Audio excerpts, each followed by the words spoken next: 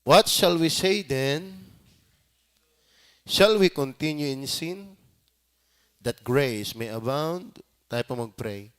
Panginoon, pakipagpala po ng iyong mga salita. Hindi ho kami karapat-dapat kung wala ang iyong habag, awa na kay Kristo. Pero salamat, we have our great privilege that we can share your words and serve you for your glory because we are in Christ. Salamat, Panginoon. Kami po yung basbasa at lingapin, pangunahan ng Banal na Espiritu. Sa pangalan ng Panginoong Hesus. Amen. Pakiupo po kayo. Sanctification.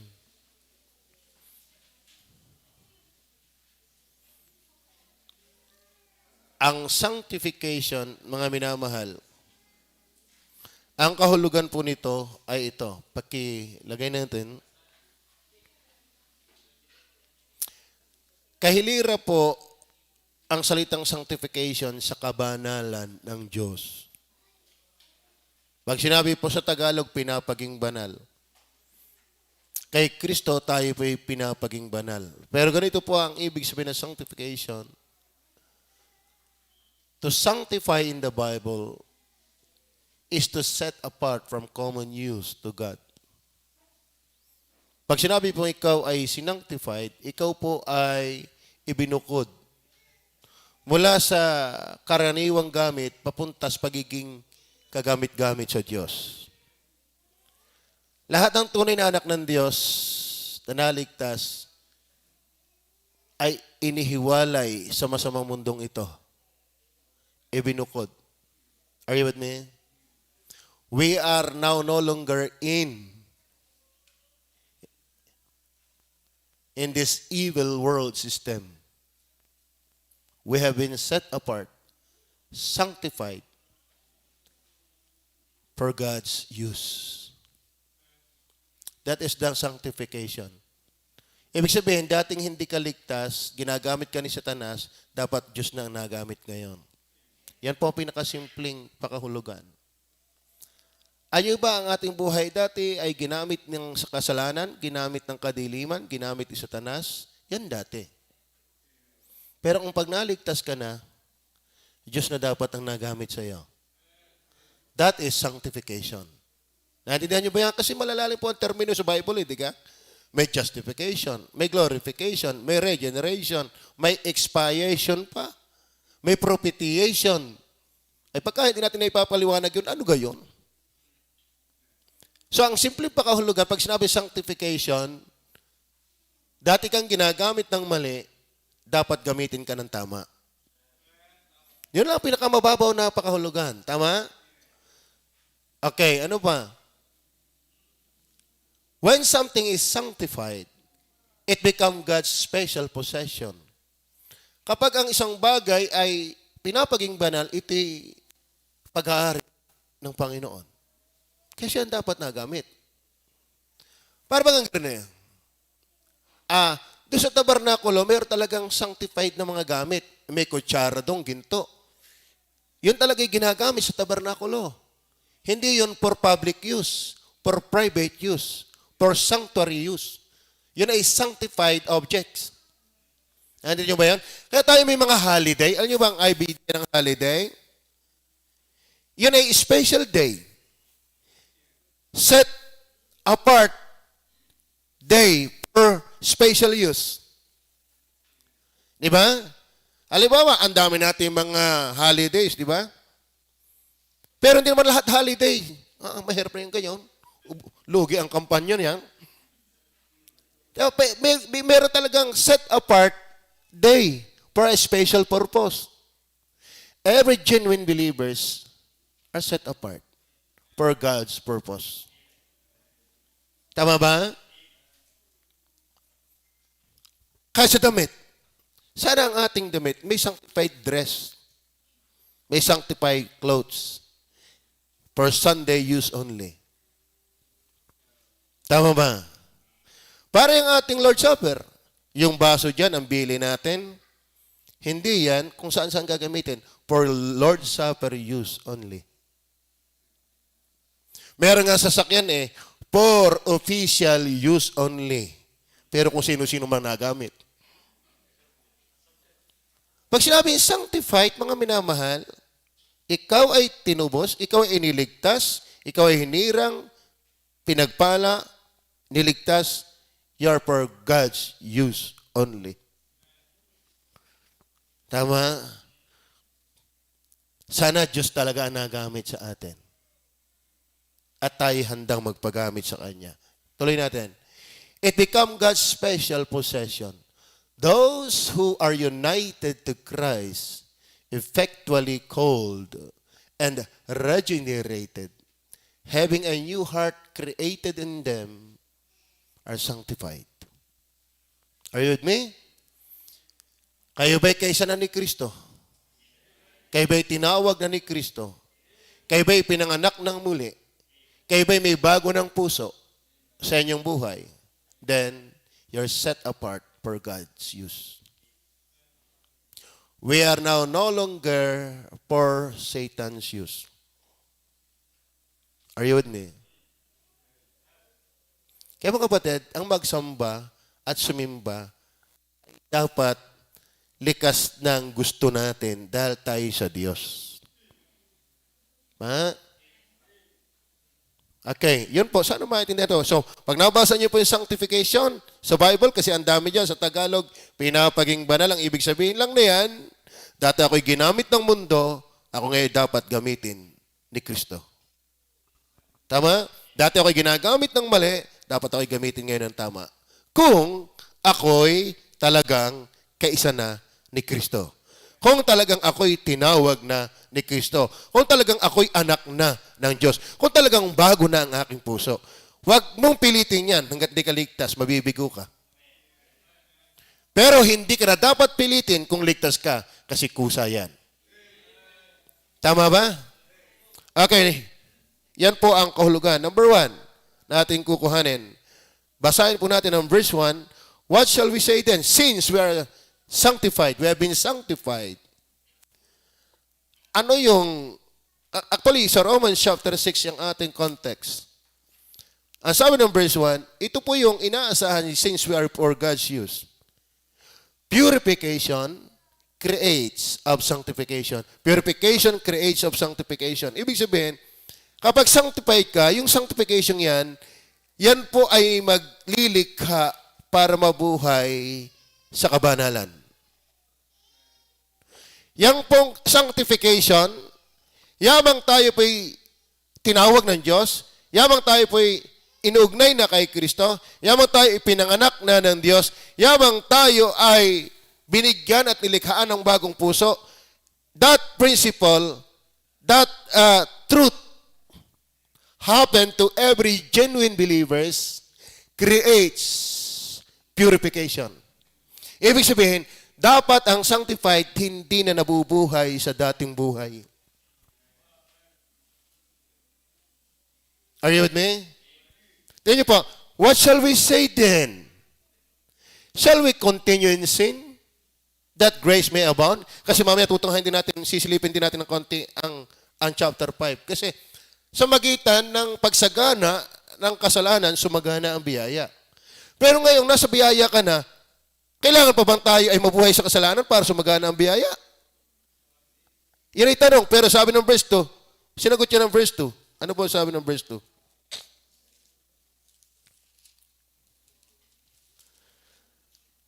Huwag na huwag mangyari. Ibig sabihin mga kapatid, purification creates of sanctification. Ang sino mang sanctified ay hindi na dapat nabubuhay sa kasalanan. Yan po ang ibig sabihin na yan. Since we have been sanctified, inaring banal, created in Christ, united in Christ, magkikreate yan para wag ka nang mabuhay sa sistema ng dating buhay.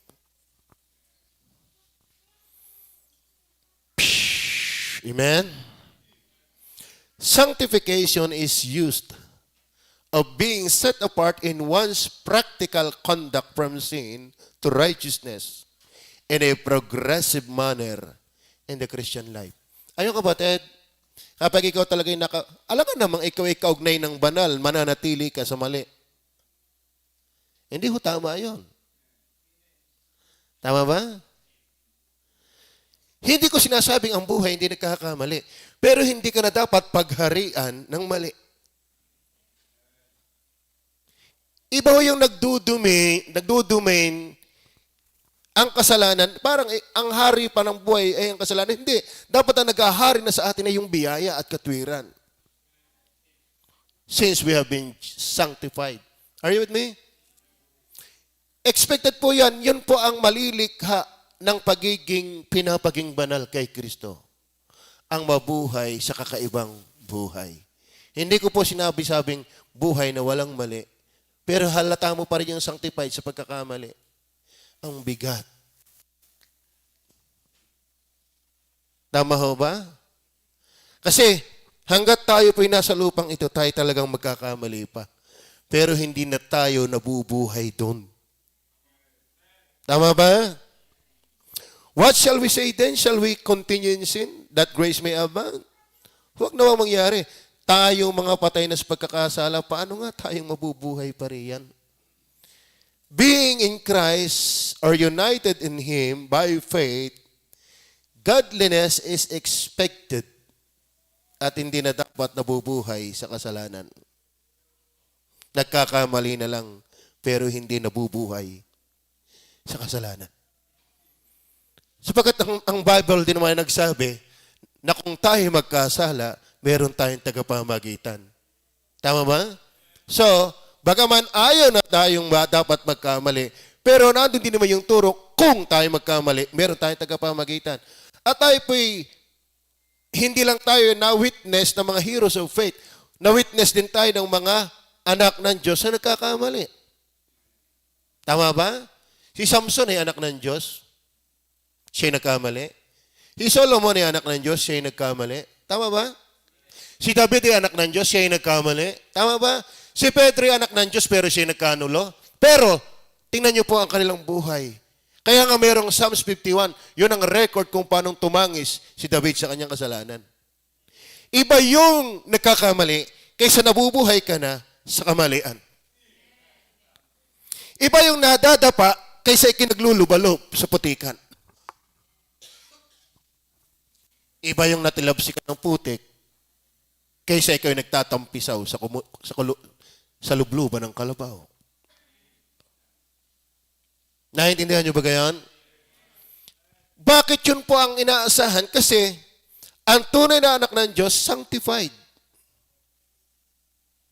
We are united in Christ. Tayo na paduktong sa banal. Tayo na paugnay sa banal. Kumbaga sa isang bukal na malinis sa tubig, ikaw yung host na ikabit ko doon. Kaya ang dadaloy sa iyo, yung tubig na malinis. Dati tayo nakakabit sa kanal, sa tubig na madumi. Kaya nadaloy sa ating pagkatao, puro dumi. Pero tayo naugnay na doon sa banal, kaya hindi na ho tayo pwedeng puro dumi. Tama ho ba? Yan po ang katotohanan. Pero hindi natin inaalis yung katotohanan inamin mismo ni Pablo na sa aking katawan ay walang nakatirang mabuti. Tama ba? Tamang sabihin na ang Kristiyano'y hindi na dapat magkasala. Pero tama rin sabihin na ang Kristiyano'y nagkakasala pa. Pero hindi na tayo nasa ilalim ng paghahari niyan. Tama ba? Tamang sabihin ikinakakaliban sumimba. Pero 10 taon, wala kang pagsimba. Iba yun. Tama ba? Iba yun. Tamang sabihin na tayo nakakalimot magbasa ng Biblia. Pero 10 taon ka nang hindi nagbabasa ng Biblia. Iba yun. Tama ba? Ganun po yun. Are you sanctified? Yun po'y dapat ay totoo.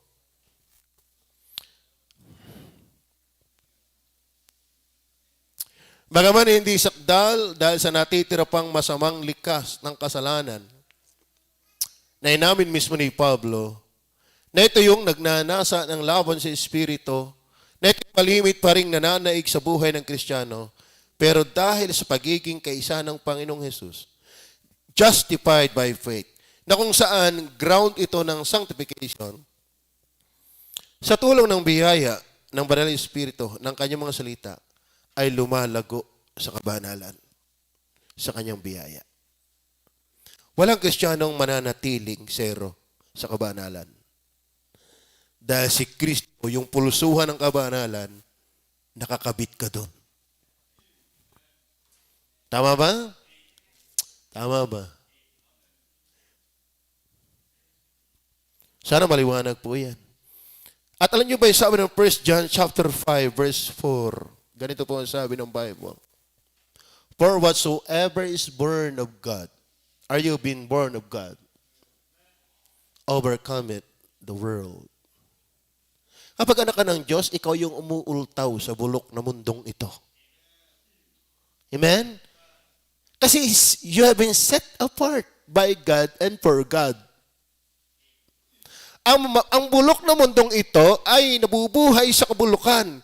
Pero pag ikaw ay anak ng Diyos, yan ang nagbibigay tagumpay. Bakit? Ang Diyos mismo nag-angat, nagbukod sa iyo eh. Dati kang dilim, ginawa kang liwanag. Dati kang bulok, ginawa kang asin ngayon. Tama ba? And this is the victory that overcometh the world, even our faith.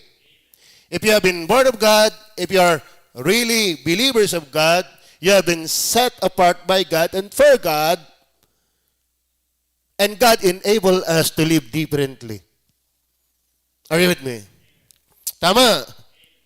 So dapat po maintindihan po natin yan. Purification creates of sanctification. Ang sanctification, yan po ay nag-create ng purification. Nagdi-develop po yan. Hindi ka pananatilihing ganyan na walang pagbabago. Tama. Hey. Ako'y taka doon at bahay eh. Ang daming guyam lagi. Si Utoy, pag gigising umaga, babangon. Dati, kagat ako ng guyam. Kalain mo, nayapakan lang, nasa hita na ang kamot. Ang bilis sumakit ng guyam pag nayapakan niya marami. Ba na kay Kristo ka, hindi ka maabot hanggang hita. Kahina naman ang kabanalan ng Diyos. Napababa lang si Jimwell at may mga guyam. Dati, ang puwit ko ang kati. Alam mo, kadadaan lang hanggang puwit na ang pangangamot. Bet napaugnay ka kay Kristo, walang mangyari. Ano, mas mabilis pang umakyat ang guyam kaysa kabanalan ni Kristo?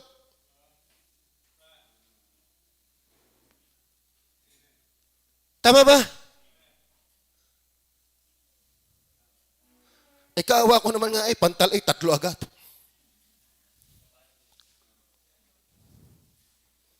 Mga minamahal, naiintindihan nyo ka ibig sabihin? Hindi ko sinasabing walang pagkakamali. Ako'y nagkakamali.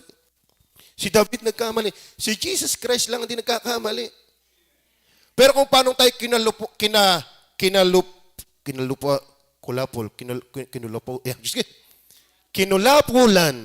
ng kasalanan, dapat kumukulapol din ng kabanalan. Pari-pari, dapat kung na-improve yung kasalanan, nag-i-improve din ang kabanalan. Hindi dapat tayo'y walang nangyayari. May mga areas na dapat kitang-kitang obvious ng ating buhay na tayo inaayos ng Diyos. Hanggang sa ito'y makumpleto sa pag-rapture. Amen ho ba? Yan po ang sanctification. At, tatandaan po natin, bakit natin iaaral ito? Sapagkat epektibo ang membership doon sa may pagbabago. Tama? Sana ang nabago sa atin ay hindi lang relihiyon, kundi yung ating mismong buhay. Maraming taong madali mabago ang relihiyon mula sa pagiging dating daan, naging iglesia. Mula sa pagiging iglesia, naging dating daan uli. Yan naman dalawa, lipatan lang eh. Naku, lalo ngayon, mananala sa mga INC. Patay na storya na eh. Dahil hindi naman natin pwedeng dalhin yun hanggat hindi ligtas. Hindi naman ganun ang paramihan eh. Alam mo sa totoo na, Kaya mahirap dumami tayo kasi hindi naman husto dami ang ating gusto eh. Kundi talagang naligtas. Kasi pwedeng pumunta dito, pag hindi ligtas, aalis yan. Hindi tatagal dito ang hindi sa Panginoon. Pero kapag ang iglesia hindi sa Panginoon, tatagal talaga doon. Bakit? Napapakain yung pride nila doon eh. Napapakain pa rin yung gusto nila doon eh. Hindi naman talaga Diyos ang pagkain doon eh. Pero pagka talagang iniaaral ay Diyos, pag hindi ka sa Diyos, hindi ka tatagal. Sabihin ko na po sa inyo yan. Okay, so purification creates of sanctification. Number 2. Principle comparison of sanctification. Ito na yung halos ipinahihuwatig ng aking ibig sabihin. Ano ba ibig sabihin nito? Principle comparison of sanctification. Verse 12 ng chapter 5. Taas po tayo ng konti. Kaya kung paano nasa pamamagitan ng isang tao ay pumasok ang kasalanan sa sanglibutan. Di kaya't ang kasalanan ay nagsimula sa unang tao kay Adan, kay Eva, at lahat na naging tao ay nagkasala. Domino effect. At ang kamatay sa magitan ng kasalanan, bakit? At sa ganito ang kamatay, naranasan ng lahat ng mga tao sapagkat ang lahat ay nangagkasala. Verse 15, ano sabi? Papaliwanag ko, babasahin ko muna. Datapwat gayon din ng kaloob na walang bayad ay hindi gaya ng pagsuway. Sapagkat kung sa pagsuway ng isa ay nangamatay ang marami, lubha pang sumagana sa marami ang biyaya ng Diyos. At ang kaloob ng dahil sa biyaya ng isang lalaking si Jesucristo. Verse 17. Sapagkat kung sa pagsuway ng isa ay naghari ang kamatayan sa magitan ng isa, lubha pang magsisipaghari sa buhay ang nagsisitanggap ng kasaganaan ng biyaya at kaloob ng katwiran sa magitan ng isa. Sa makatwid bagay si Jesucristo. Verse 20. Sapagkat kung paano sa magitan ng pagsuway ng isang tao ang marami ay naging mga makasalanan, gayon din sa magitan ng isang pagtalima, o ng pagtalima ng isa, ang marami ay magiging mga matuwid. Verse 21. 20, I mean. At bukod sa rito ay pumasok ang kautusan upang ang pagsuway ay makapanagana. Ang pagsuway ay makapanagana. Datapwat kung saan nananagana ang kasalanan ay nananagana ang lubha ang biyaya. Verse 21. Upang kung paano ang kasalanan ay naghari sa ikamamatay, ay gayon din naman ang biyaya ay makapaghari sa magitan ng katwiran sa kabubuhay na walang hanggan sa magitan ni Jesucristo ng Panginoon natin. Pastor, ano yon? Aywan. Ano ang ibig sabihin ng puntos natin? Principle comparison of sanctification. Ganito ha. Nung magkasala si Adan, nadamay ang lahat ng lahi at sumagana. So automatic, nung magkasala si Adan, nanganak, dumami. Ang prinsipyo may ganito. Kung si Kristo ang hindi nagkasala, nabuhay, kung may epekto yung unang Adan para mapasama ang iba, may magandang epekto yung pangalawang Adan para mapabuti yung iba. Tama ba? Kung nanalasa sa pagsama yung unang Adan, dapat nanalasa sa pag-ibayo sa kabanalan yung nasa kanya. That's principle of comparison of sanctification. Kung napasama yung una, dapat napapabuti yung pandalwa. Tama ba? Yan po ang ating ibig sabihin. Kung dahil sa isang kasalanan, ay naging makasalanan ang lahat at sumasagana ito. Ganon din dapat. Sa isang matuwid na kung saan ang tunay na mananampalataya ay kaugnay niya, dapat di lang naging matuwid dahil niya, kundi sumasagana sa katwiran ng buhay dahil din niya. Tama ba?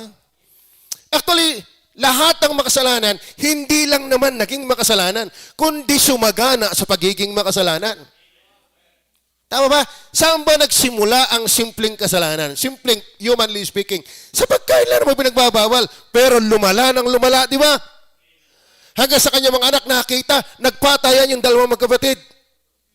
Mali sa kanilang paghahandog sa Diyos, naapektuhan. Kung yung simpleng mali, ng anak, lumala, ng lumala, bakit naman ikaw na kay Kristo, sa kanyang ginawa, dapat patuwid ng patuwid ng patuwid? Kung lumalaganap, kung lumalala ang mali, dapat yung nasa tama, pagaling, ng pagaling, ng pagaling. That is principle comparison of sanctification. Ang naging ehemplo ay ang first Adam and second Adam. First Adam, lahat lagapak. At di lang lagapak, masaya na, pahiging lagapak. Tama ba? Meron nga talata na kanilang kinamkam na ang lahat ng kasamaan ng sanglibutan. Yung lahat ng kalikamor ng mundong ito ay simor ng mundong ito. Simot na simot. Tama ba? Ngayon, kung ikaw naman na kay Kristo, Yahweh, ikaw ay sinangtified, dapat lahat ng ayos, sinisimot mo. Huwag kang mamili ng iyong sisimutin. Tama ba? Nung tayo wala pa kay Kristo, lahat gusto nating gawin kahit mali. Kung ikaw naman na kay Kristo na, lahat ng tama, dapat gusto mo rin gawin.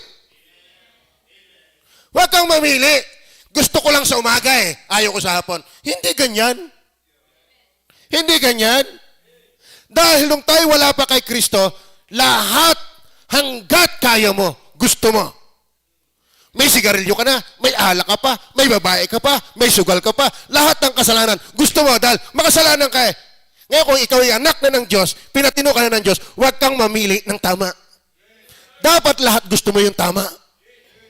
That is comparison principle. Naiintindihan nyo ba? Gusto ko, pastor, sa Galacia lang ako magbabasa. Hindi. Lahat, Genesis hanggang Apokalipsis, salita ng Diyos yan. Huwag kang mamili. Ikay. Simot. Diga?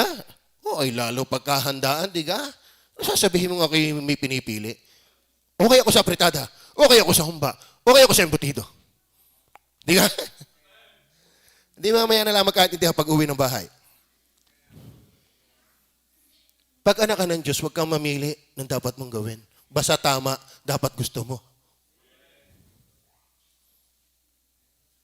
Maliwanag ho ba?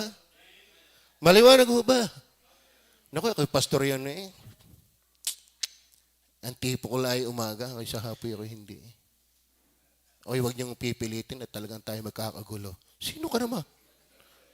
Huwag mong angkinin, ikaw ay sanctified. Yan ang problema mo, ba? Kinakiki-sanctified. Pinipilit ka pa. Tama ba? Ay, pastor, gusto ko yung laging mukhang talisayin ng buhok kahit ako'y Kristiyano na Lahat ng tama, piliin mo. Dahil kung paano tayo makasalanan, wala tayong inaayawan. Talaga. Tama ba? Sabihin mong mapupuyat ka ng kamamadyong, walang problema. Kaya pa. Pero nasa anak ka na ng Diyos, namimili ka na ng gusto mo. Hindi ganun. Salang prinsipyo yan. Tama ba? At sana maintindihan ito ng membro. Kasi alam mo, ang tunay na membro dapat sanctified. You are for God's use. Tayo 1 Corinthians chapter 6, verse 19 and 20. Nandiyan po ba kayo? 1 Corinthians 6, verse 19 and 20. Bagaman hindi ko nabasa pa yan. Hindi ko rin nailagay dito. Hindi ba ninyo nalalaman na ang inyong katawan ay templo ng Espiritu Santo sa inyo, nasa inyo? Kayo ba may katawan? Kayo ba ligtas? Ay ba sabi ng Bible, ang inyong katawan ay templo ng Espiritu. Hindi yan bahay ng kambing. Yan ay templo ng Diyos. Nasa inyo. Na tinanggap ninyo sa Diyos. At hindi kayo sa inyong sarili. Kaya huwag kang mamili. Diyos ang mamimili sa iyo. Verse 20. Sapagkat kayo'y binili sa halaga, luwalhatiin nga ninyo ng inyong katawan ang Diyos. Ang Diyos ang may karapatan dyan, hindi ikaw. Tama? Kaya huwag kang mamili ng gusto mo. Dapat ang piliin mo yung gusto ng Diyos. Bakit? Kanya ka You have been sanctified. Yan ang sanctification.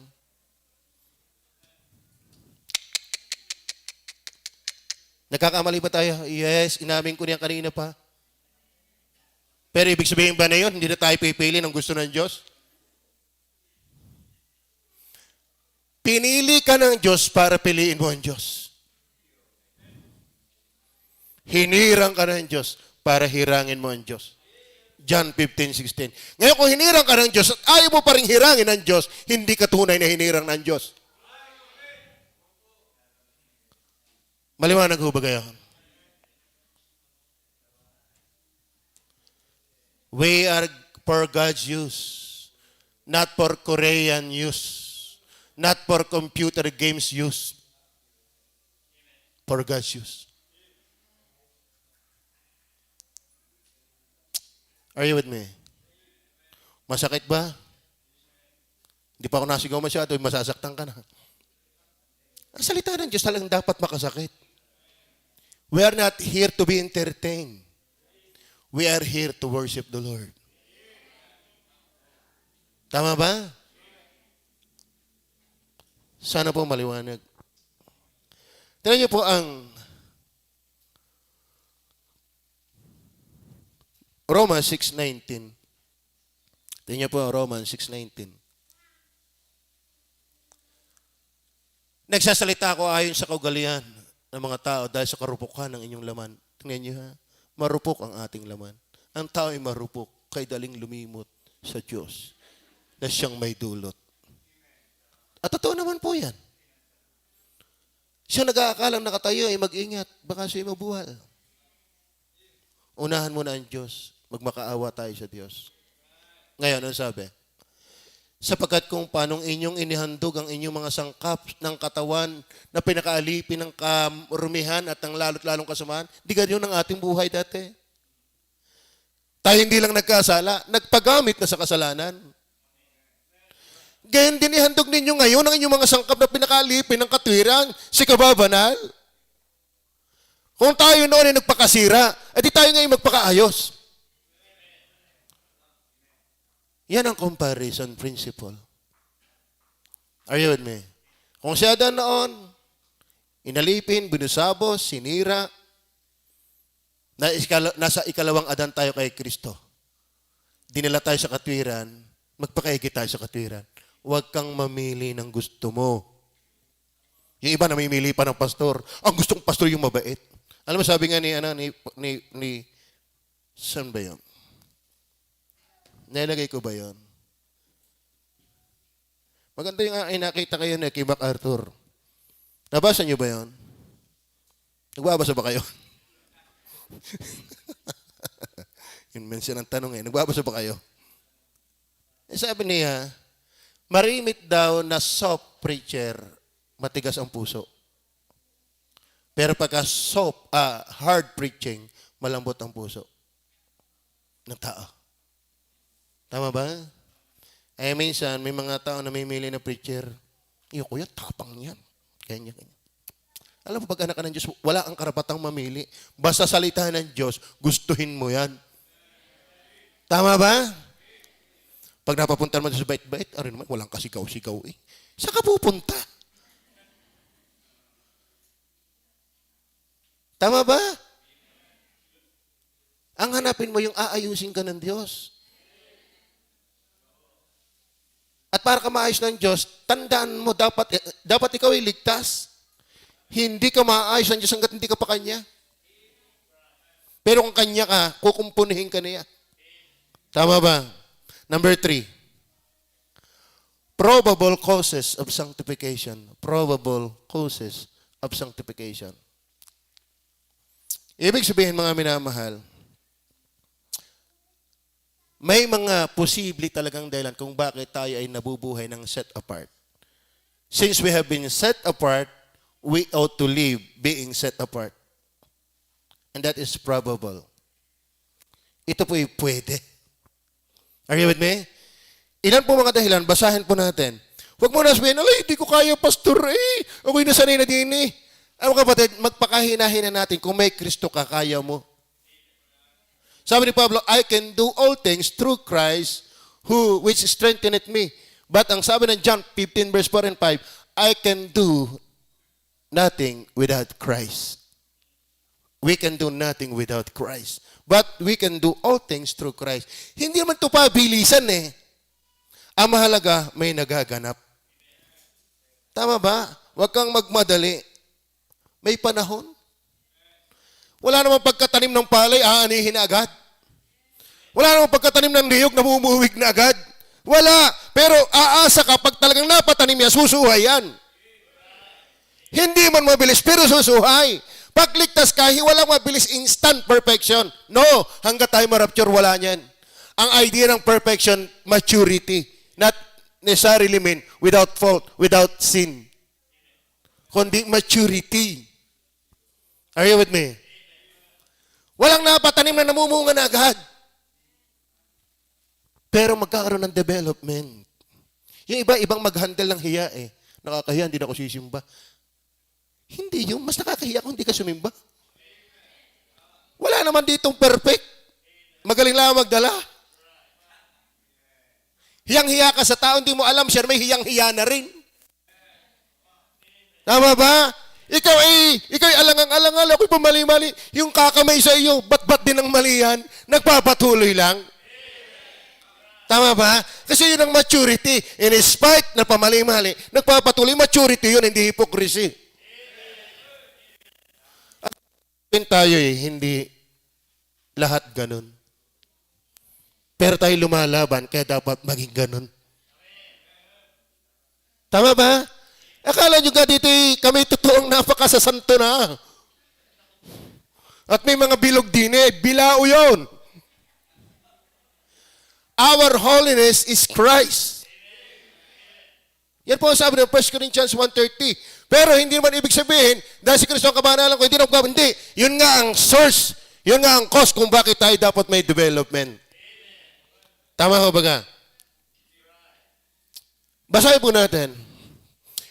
Probable causes of sanctification. Ibig sabihin, ang pagiging posible ng pagiging iba o bagong buhay at pamumuhay na para sa Diyos mula sa pagiging alipin ng kasalanan at pamumuhay sa kasalanan. Ano yung probable cause? Verse 2. Tingnan po ang verse 2. Huwag nawang mangyari. Tayong mga patay na sa pagkakasala, paano nga tayong mga bubuhay pa riyan? Ano ba mga kapatid? Wala nang pagkahari, sabi nga ni Pablo, hindi na maghahari ang kasalanan sa patay. Tama ba? Literally speaking, yun ninong ko na, isang araw pumunta doon sa kanyang pinsan dahil patay.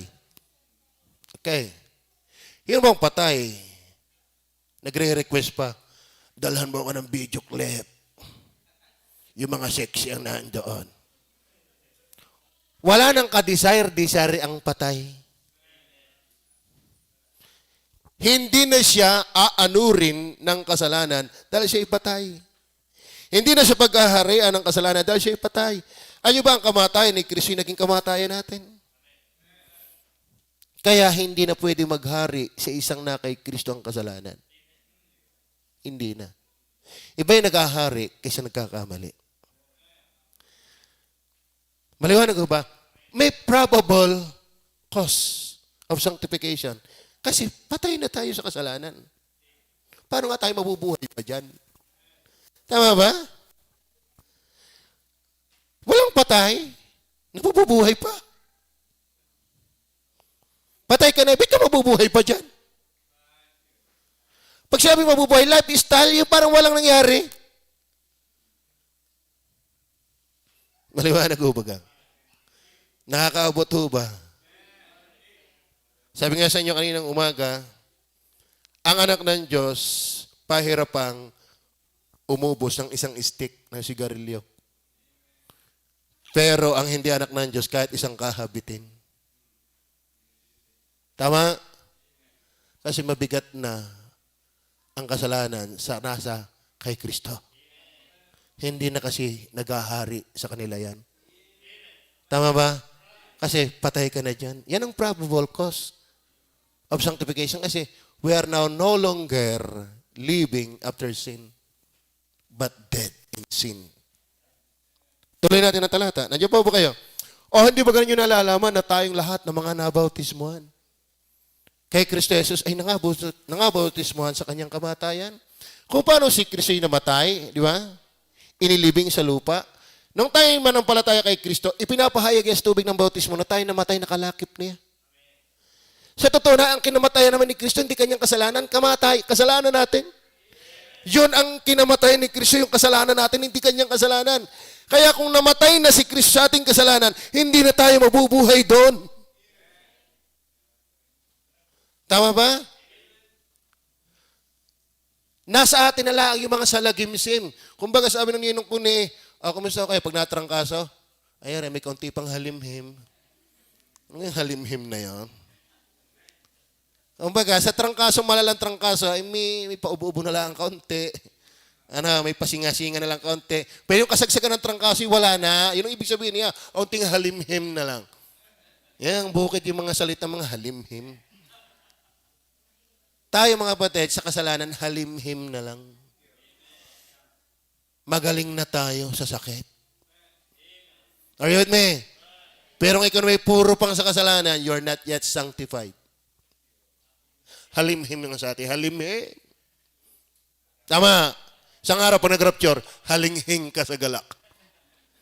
Tama. Ngayon ay halimhim pa lang. Pero pag nag-rapture, hahalinghing ka sa galak.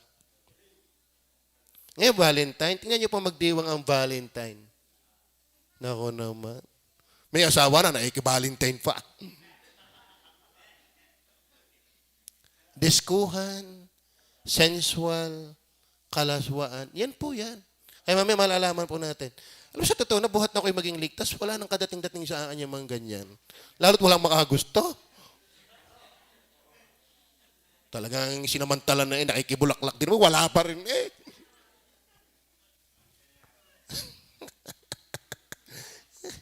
Sasakyan mo, sumasakay ka na nga, wala pa rin. Tama ba? Cupido. Stupido. Tama. Christian, hindi ho tayo dyan. Tama. Tama yung sinabi ni Tanoy. Ang pinakadakila ay pag-ibig ng Diyos. Yan ang tumuhog sa atin, wag yung sibat at pana ni Cupido. Nang nagiging stupido naman. Okay? Verse 4. Tayo nga'y nangalibing nakalakip niya sa pamagitan ng bautismo sa kamatayan, na kung paano si Kristo ay nabuhay na maguli sa mga patay sa pamagitan ng kaluwalhatian ng Ama, ay ganyan din naman tayo makalalakad sa panibagong buhay. Hindi lang po tayo kalakip sa kanyang kamatayan, maging sa kanyang pagkabuhay na maguli. Di ba? Tayo naman ang bautismo, hindi naman inilibing. Inilibing at inilibing na laang.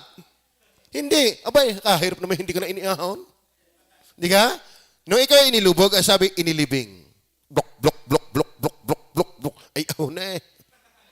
Ay, kasi sabi, inilibing lang eh. Hindi. Si Kristo kung paano inilibing, di ka ikatlong araw nagbango maguli. Ang sagisig ng mga kapatid, nung ikaw ay ilibing, yung kamatayan ni Kristo, ikaw yon. Dahil ikaw naman talaga ang ikinamatayan ni Kristo, hindi naman siya eh. Nung siya magbango maguli, sagisag din na tayo dapat mabuhay ng bago. Sapagkat kung paano tayo kalakip ng kanyang kamatayan, kalakip din tayo ng kanyang pagkabuhay na maguli. Kung paano si Kristo na magbangon sa mga patay, hindi na dala yung kasalanang inilibing nung siya magbangon maguli. Kaya dapat tayo ay hindi na nabubuhay sa dating buhay kasi nalibing na yon. Tama ba? Yun ang probable cause. Tayo namatay, kalakip niya, at tayo na buhay, nakalakip niya. Inilibing na lahat ni Kristo ang kasalanan natin. Mahirap namang nailibing na huhukayin mo pa. Para pagka nagkagalit yung mag-asawa, ipalibhasa ay kayangkan ng mga ganito. Yung matagal lang namatay, hinungalungkat pa eh. Bumangon ng history. Pero sa Baptist history, walang alam. Pero sa history, pagka nagkaaway, lahat na ng lahi. Matagal lang patay yung kanununuan, nabubuhay na maguli. Huwag mong hukayin yung inilibing na ni Kristo. Mabuhay ka ng panibago. Tama ba ka?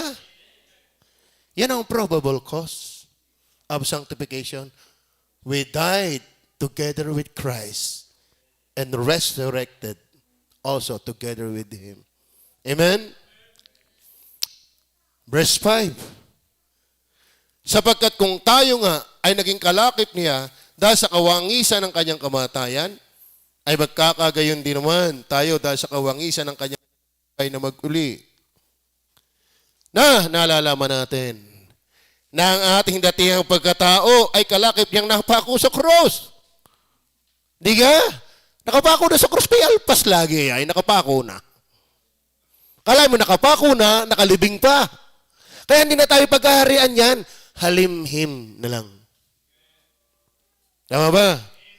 Sino sa inyo may halimhim pa? Tayo maraming halimhim. Pero hindi na buhay na antak. Maliwanag ko baga? Taso ang kamay na naiintindihan ng ating pagpapaliwanag. Amen. Kasi ang hirap mo din na dumakdak, di mo palang kakaintindihan. Kasi iba sa inyo, malalim ng pagkaiisip eh. Kita ko, bibigay ng iba sa inyo eh. Di kat ang sarap nito. Meron ka nagpapaliwanag ng garna. Tayo po ay nananalangin, salamat sa inyong pananalangin sa akin. At yun naman ang aking hangarin na tayo ay lumalim sa katotohanan. Kasi sadyang nagkakamali pa tayo, pero wag na natin pangatawanan yung mali. Halimhim lang yun para mabuhay ng nag-aantak pa. Ang halimhim, hindi yan nag-aantak. Dahil walang kasalanan ang anak ng Diyos na hindi pinatawad at kayang patawarin pa. Tama ba? Pero inakala mo simpleng kasalanan, yun ay sukat dalhin ka sa impyerno pag hindi ka humingi ng tawad, kung hindi ka anak ng Diyos. Maliwanag ko ba? Verse 7, sapagkat ang namatay ay ligtas na sa kasalanan. Meron ka namang patay ni nakakasala pa. Ibig sabihin pinagharian pa ng kasalanan. Datapwat kung tayo nang amatay kalakip ni Kristo, ay naniniwala tayo na mga bubuhay naman tayong kalakip niya.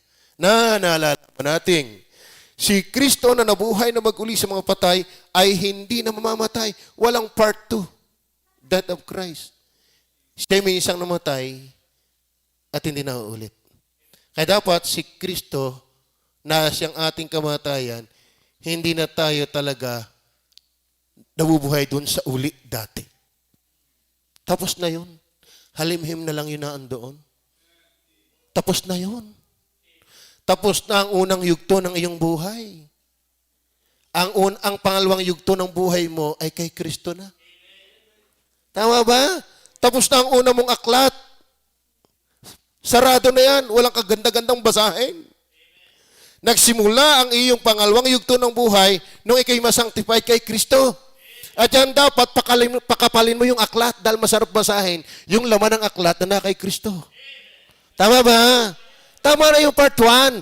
Halimhim na lang sa part 2. Tama ba ka? Kung baga sa letrang yan, yung magaling magletra, nilalagyan nila ng shadings. Naultaw yung ganda ng letra. Yung halimhim shadings na lang ng ating buhay.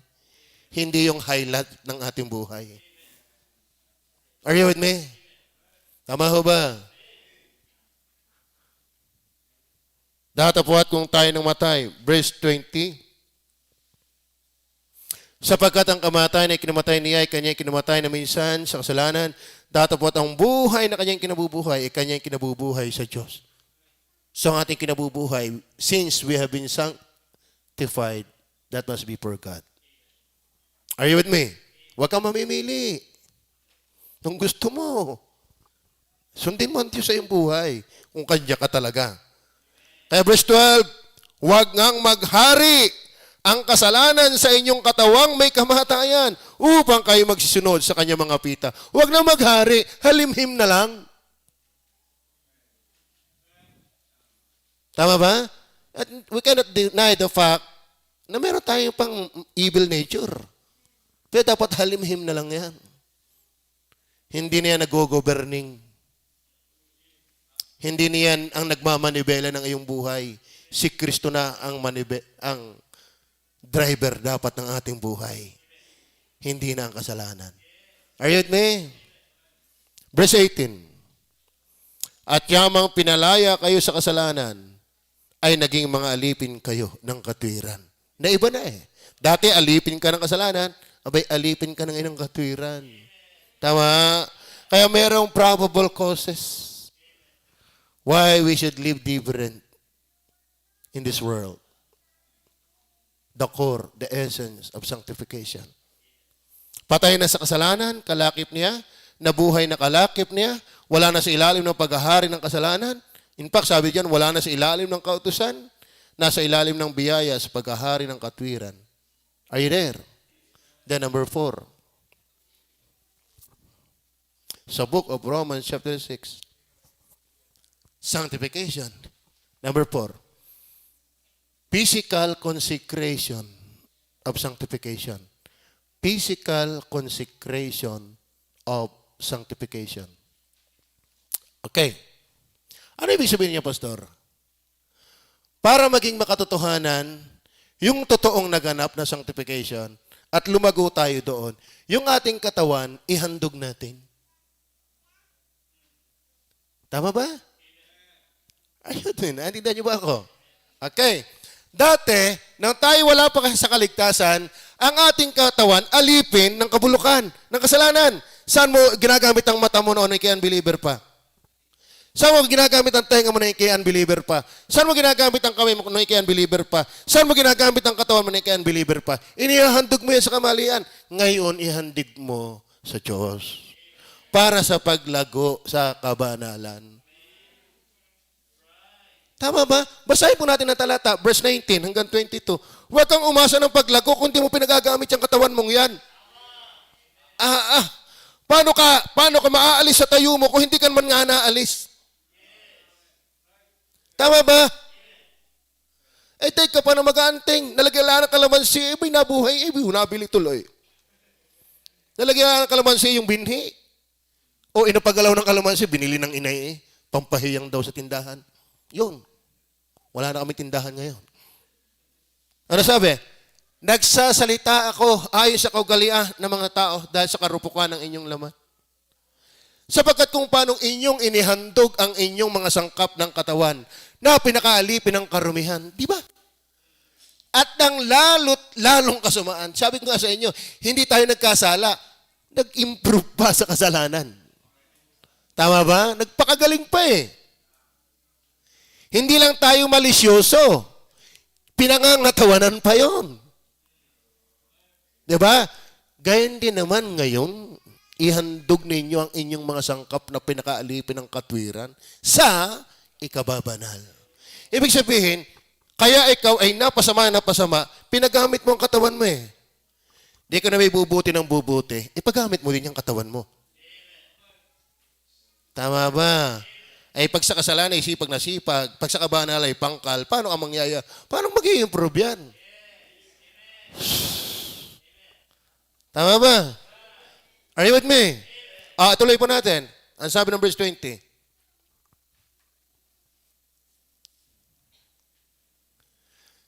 Sapagkat nang kayo ay mga alipin ng kasalanan, kayo laya tungkol sa katwiran. Okay, verse. Ano nga ang binunga niya noong panahong iyon? Sige nga. Di kayo mga bagay na ikinahihiya ninyo. Oo, di ka? Pag anak ka ng Diyos, yung buhay mo ngayon, noon, ikinahihiya mo ngayon. Tama ba? Bakit? Ginamit mo yung iyong katawan noon eh, nung buhay wala pa kay Kristo eh. Sa kamali at kalukuhan. Alala ko kanina yung tsari na dadaanan ko doon. Nagtutungit. Naka-short, itim naman. Di ba? Abay, nagpapatutoy siya nahihiyain ngayon sa kanyang asal noon. Di ba? Dapat hindi na natin nami-miss yung dating buhay, ikinahihiya natin yung ating buhay. Alam mo, hindi ka Kristiyano kung nami-miss mo yung dati. Dapat nga ikinahihiya mo yung dati. Hindi mo nasasabikan. Magaling pa parang nasa Egypt, magaling pa doon. Kaysa kami dini, walang pagkain, walang tubig, doon may sibuyas, may pakwan. Nakalimutan na yung dakilang ginawa ng Diyos dahil ang kaunting pagsubok ng Diyos. Tama ba? Maraming Kristiyano. Garne. Ako ngayon alam mo, ang hirap ngayon ng karanasan ni Pastor Gary sa panahong ito. Naranasan ko yun eh. Noon, patay ang inay ko. Patay ang anak ko. May iniintinding 160,000 sa hospital. Pero magpipreach pa rin. Tama ba? Anong pagsubok mo para dahilan sa iyo para gusto mo na agad bumalik sa dati? O baka naman, napasama ka lang, pero hindi ka kaisa. Dahil ang tunay na kasama dito, yung kaisa. Pero kasama ka lang, iiwanan mo kami. Bakit? Hindi ka naman kaisa eh. Napasama ka lang. Tama ba? So, ano nga ang binunga ninyo sa panahon yun? Yung mga bagay na ngayon, kinahihiyan ninyo. Sapagat ang wakas sa mga bagay na yun, kamatayan. Walang magandang kapalaran sa kasalanan. Tingnan niyo po, verse, meron ba? 22. Datapwat ngayong mga laya na kayo sa kasalanan at naging mga alipin ng Diyos. Hindi pa kinaligtas, ikaw na naging Diyos na masusunod ang gusto mo. No, alipin ka ng Diyos. Dati alipin ka ng diablo, alipin ka ng kasalanan. Ngayon naligtas ka, alipin ka ng Diyos, hindi ka somebody. Amen. Don't feel like somebody. Ikaw ay alipin ng Diyos para laging nakasimangot sa salita ng Diyos. Tatabasin ko ng salita yan. Tama ba? I'm not here to entertain you. I'm here to preach the Word of God. Whether you like it or not. Huwag kang mag-iinarte sa harapan ng Diyos. You are just a mere servant of God. Saved by His grace. Hindi naman ikinumaligtas, senyorito ka na eh. Hindi naman maligtas, somebody ka na eh. Nung maligtas ka, alipin ka ng Diyos. At dapat, huwag kang mamimili ng gusto mong gawin. Kayo ay mayroong inyong bunga. Saan? Si kababanal. Si kababanal. Kaya, sabi diyan, at ang wakas ay ang buhay na walang hanggan. Talaga ang dulo ng ating pinupuntahan ay langit. We have been just sanctified.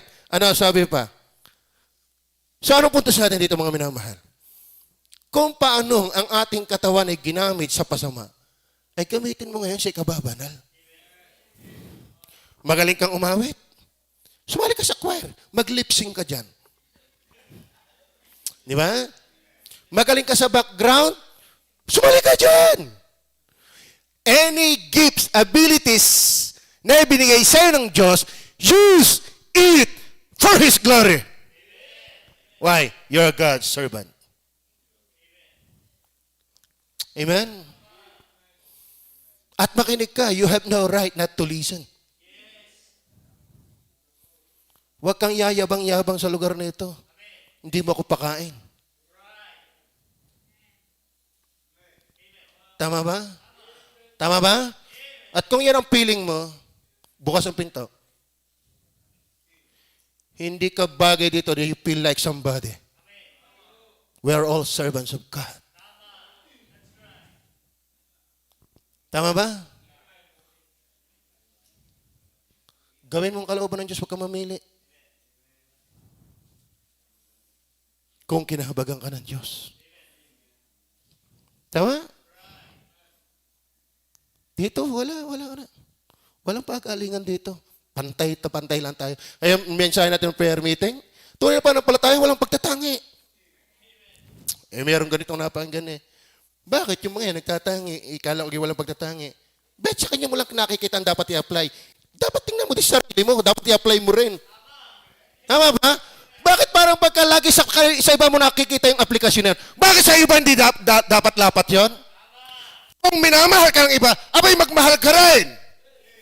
Kung gusto mong irespeto ka ng kapwa mo mananampalataya, matuto ka rin rumespeto. Hindi nakikita mo lang yung iba. Ay, paano yung ginagawa mo?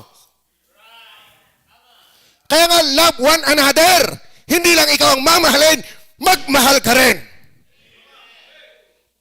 Di ba? Magpatawad sa isa't isa. Kung gusto mo kang patawarin, di magpatawad ka rin.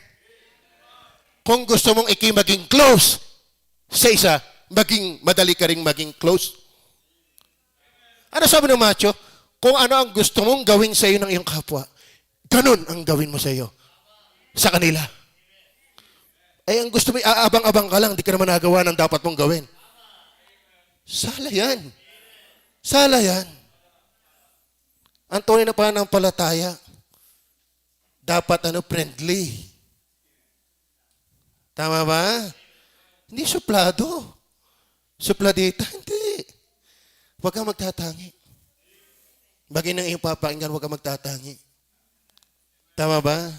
Dahil kung kaming pastor ay magtatangi din, hindi ka kasali doon? Tama ba? Tama ba? Are you with me? Then number 5 in the last. Yun. Yun, pastor, ang gusto kong puntos. Sa sanctification, perpetual condition of sanctification. Perpetual condition of sanctification.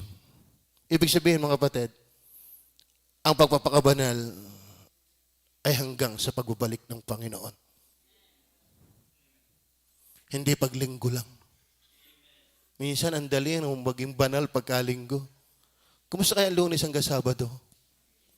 Actually ba ang pagpapakabanal, yung halimhim na lang ang kasalanan, pero nagsisikap sa kaayusan, yan ay hanggang sa pagbabalik na ng Panginoon. Tingnan niyo po ang talata natin. Are you there? Verse 22 and 23. Kaya nga isang chapter yung ating binagtas ngayon. Nakakuha pa tayo ng kaunti sa chapter 5.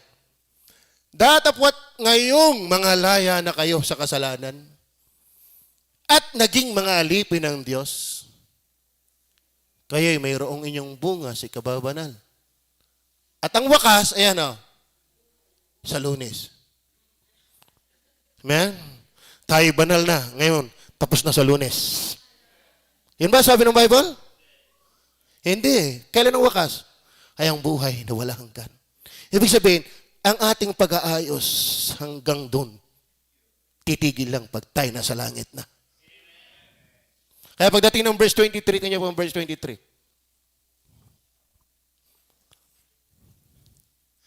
Sapagkat kayo binili sa... hindi po. Yan, 23. Okay, nadadaya niyo ako dyan na. Mandaraya kayo. Sapagkat ang kabayaran ng kasalanan ay kamatayan, datapwat ang kaloob na walang bayad ng Diyos ay buhay na walang hanggan kay Kristo Jesus na Panginoon natin. Ayaw ba si Kristo na pumunta sa atin? Walang hanggan. Sabihin, ang ating pag-aayos, walang hanggan.